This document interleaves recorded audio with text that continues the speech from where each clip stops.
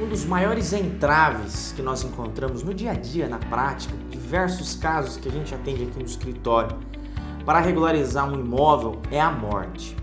É muito comum nós encontrarmos imóveis que foram transferidos, adquiridos através de herança, mas que ainda constam no nome do falecido que deixou aquele bem para os seus herdeiros.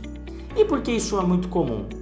Eu observo dois principais motivos para isso acontecer. Primeiro é desconhecimento.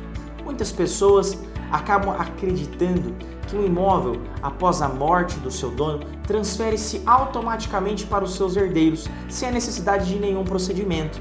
E infelizmente isso é uma inverdade. Essa transferência ela não é automática, ela precisa de um reconhecimento estatal para que ela ocorra e para que exista um título público para ser levado ao registro no cartório de imóveis e que comprove que de fato os herdeiros a partir daquele momento então são os proprietários do imóvel.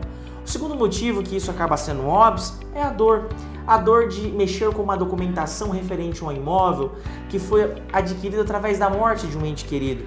Muitas vezes em assinaturas de inventários, por vezes já verifiquei isso na prática, os herdeiros acabam indo fazer a assinatura do inventário, seja um inventário judicial ou extrajudicial, com lágrimas nos olhos, porque ao regularizar a propriedade, aquilo acaba se transformando em um momento de memória, de uma dor da perca do ente querido. O que nós podemos entender, o que nós precisamos compreender é que essa transferência ela não é automática. E quanto mais um ente querido aguarda para regularizar a transferência dessa propriedade, certamente mais dor de cabeça no futuro lhe terá. Inclusive, os custos para a regularização cada dia serão maiores. Isso porque, conforme o tempo vai se passando, as multas vão sendo incididas sobre a não transferência, a não regularização desse imóvel. Além do mais, o valor daquele imóvel acaba sendo atualizado, o que pode dificultar ainda mais a regularização dele.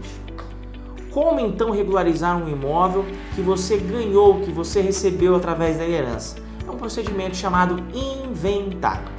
O inventário é um procedimento que pode ser feito tanto de forma judicial como de forma extrajudicial.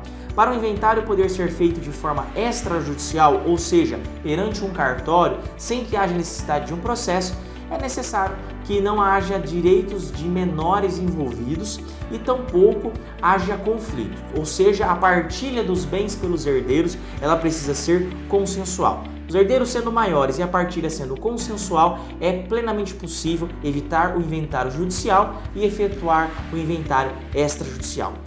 Prazo para a abertura do inventário: 60 dias a contar da morte daquele ente querido, daquela pessoa amada que nos deixou. É necessário que dentro desses 60 dias abra-se esse inventário.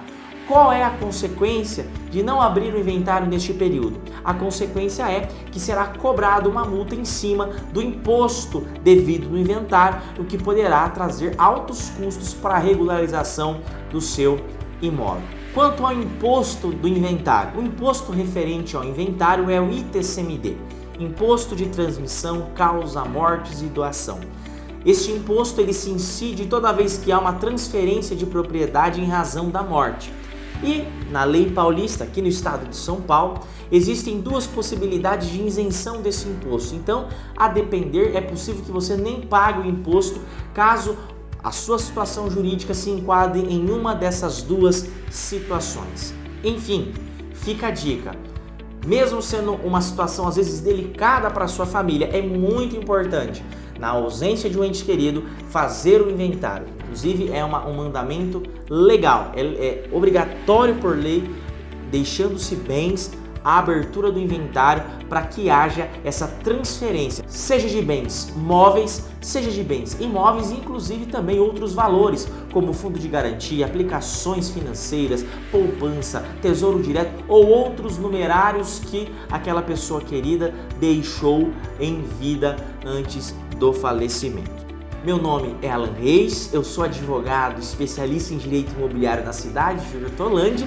E se você quiser acompanhar mais conteúdos como este, curta a nossa página no Facebook e siga-nos no Instagram. Até a próxima!